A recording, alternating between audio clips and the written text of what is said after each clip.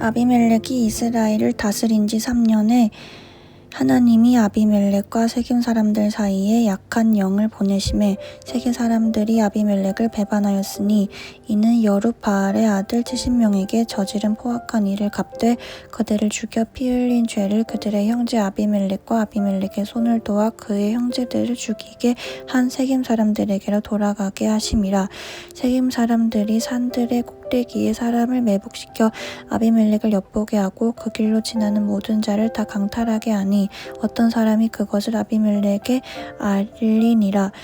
에벳의 아들 가알이 그의 형제와 더불어 세겜에 이르니 세겜 사람들이 그를 신뢰하리라. 그들이 밭에 가서 포도를 거두어다가 밟아 짜서 연회를 베풀고 그들의 신당에 들어가서 먹고 마시며 아비멜렉을 저주하니 에벳의 아들 가알이 이르되 아비멜렉은 누구며 세겜은 누구기에 우리가 아비멜렉을 섬기리요. 그가 여룻바알의 아들이 아니냐. 그의 신복은 스불이 아니냐. 차라리 세겜의 아버지 하몰의 후손을 섬길 것이라. 우리가 어찌 아비멜렉을 섬기리요. 이 백성이 내 수하에 있었더라면 내가 아비멜렉을 제거하였으리라 하고 아비멜렉에 이르되 내 군대를 증원해서 나오라 하니라.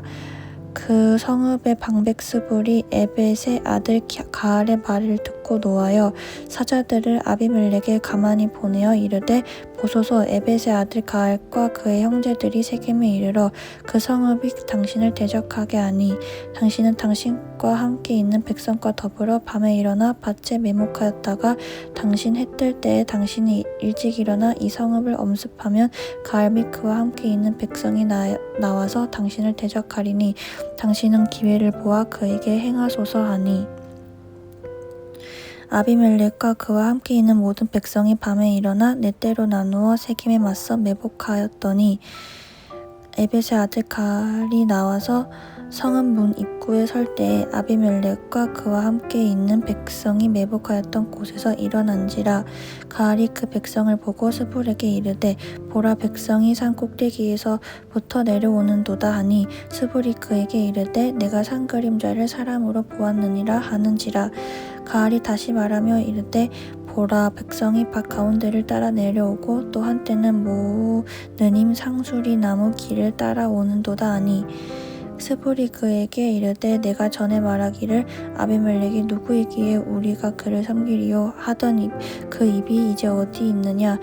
이들이 내가 업신여기던 그 백성이 아니냐 청하노니 이제 나가서 그들과 싸우라 하니 가알이 세겜 사람들보다 앞에 서서 나가 아비멜렉과 싸우다가 아비멜렉이 그를 추격하니 그 앞에서 도망하였고 부상하여 엎드린 자가 많아 성문 입구까지 이르렀더라. 아비멜렉은 아루마에 거주하고 스불은 가알과 그의 형제들을 쫓아내어 세겜에 거주하지 못하게 하더니 이튿날 백성이 밭으로 나오매 사람들이 그것을 아비멜렉에 알리니라. 아비멜렉이 자기 백성을 세 무리로 나누어 밭에 매목시켰더니 백성이 성에서 나오는 것을 보고 일어나 그들을 치되 아비멜렉과 그때는 돌격하여 성문 입구에 서고 두 무리는 밭에 있는 자들에게 돌격하여 그들을 죽이니 아비멜렉과 그날 종일토록 그 성을 쳐서 마침내는 점령하고 거기 있는 백성을 죽이며 그 성을 헐고 소금을 뿌리니라. 아멘.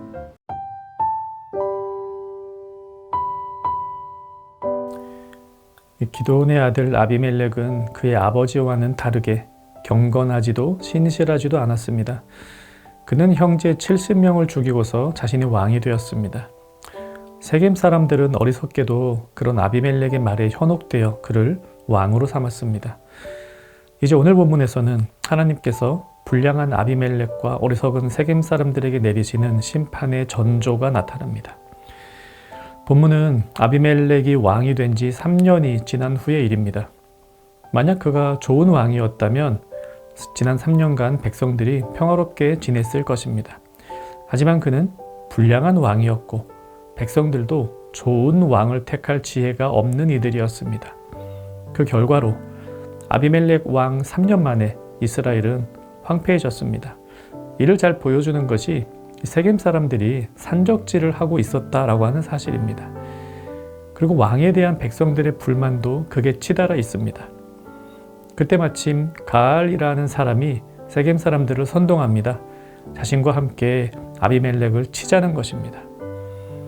결론적으로 가알은 실제 아비멜렉과의 싸움에서 허무하게 무너져 버렸는데요. 입만 살아있는 자였습니다. 문제는 자신에게 저항한 세겜 사람들을 아비멜렉이 그냥 가만두지 않았다는 사실입니다. 이 세겜 사람들이 밭일을 하러 밭에 나왔을 때 아비멜렉이 그들을 공격하여 그들이 몰살을 당합니다. 이후에는 또 다른 복수가 또 반복되어 일어납니다. 이것이 본문의 내용인데요. 두 가지로 본문의 내용을 우리 삶에 적용해 봅시다. 첫째로 하나님의 의로운 통치를 받읍시다. 아비멜렉이라는 왕이 있었지만 백성들은 산적질을 했습니다.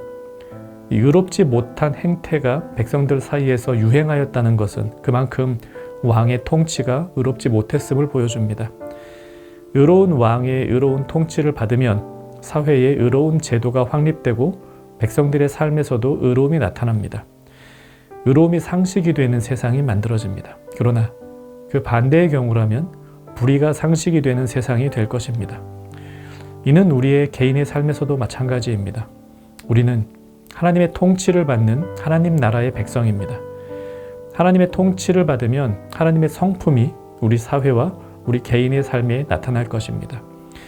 하지만 하나님의 통치가 없으면 우리는 세상 유행과 가치관의 지배를 받게 되고, 그렇다면 우리 사회는 하나님의 공의와 사랑 대신 오직 조건과 거래 중심의 세상이 될 것입니다. 그런 사회에서 살아가는 우리 개인의 삶도 마찬가지가 될 수밖에 없습니다. 그래서 하나님 나라 백성들은 기도해야 됩니다. 주님께서 가르쳐 주신 기도에서처럼 하나님의 나라가 임하기를, 하나님의 이름이 높아지기를, 하나님의 뜻이 이루어지기를 기도해야 됩니다. 우리가 하나님의 의로운 통치를 받지 않으면, 즉 하나님의 말씀에 따라 살지 않으면 우리는 필히 타락한 세상의 통치를 받게 됩니다. 통치를 받지 않는 때는 없습니다. 하나님이냐 세상이냐의 차이만 있을 뿐입니다. 세겜 백성들처럼 우리도 의로운 통치를 받지 못하면 악행이 퍼지는 나 자신을 보게 될 것입니다. 그러기 전에 하나님의 통치가 이 땅에 가득하기를 기도하며, 또한 나의 삶에 하나님의 통치가 구체적으로 나타나도록 행동하며 살아야 하겠습니다.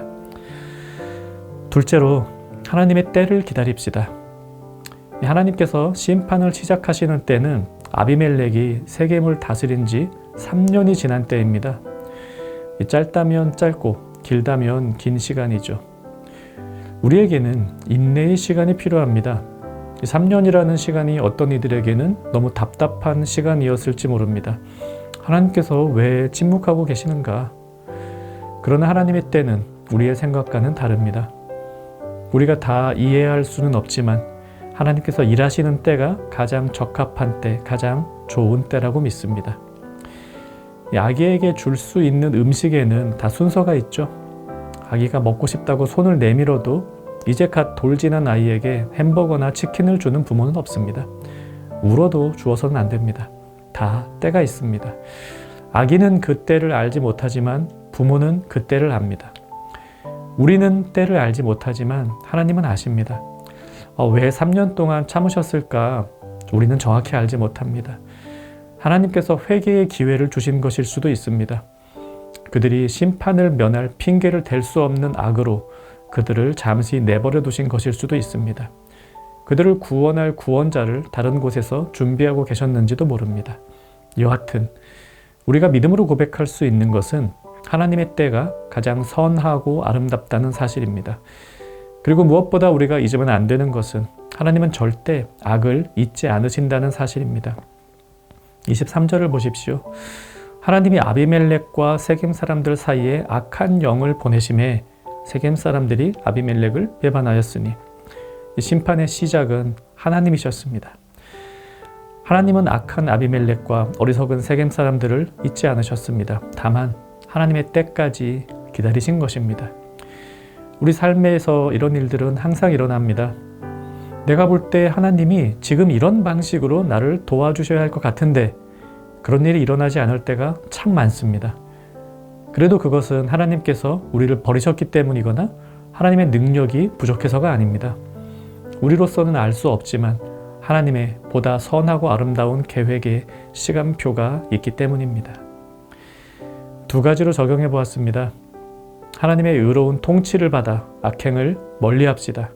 하나님의 때를 믿고 기다립시다. 말씀 생각하며 기도하겠습니다. 하나님의 뜻이 내 삶에서 이루어지게 하소서. 하나님의 통치를 항상 받으며 살게 하소서. 또 하나님의 때를 기다리는 지혜를 주시고 하나님의 선하심을 의심하지 않게 하소서. 오늘 하루 하나님의 때 안에서 살아가는 정영가족 되기를 바랍니다.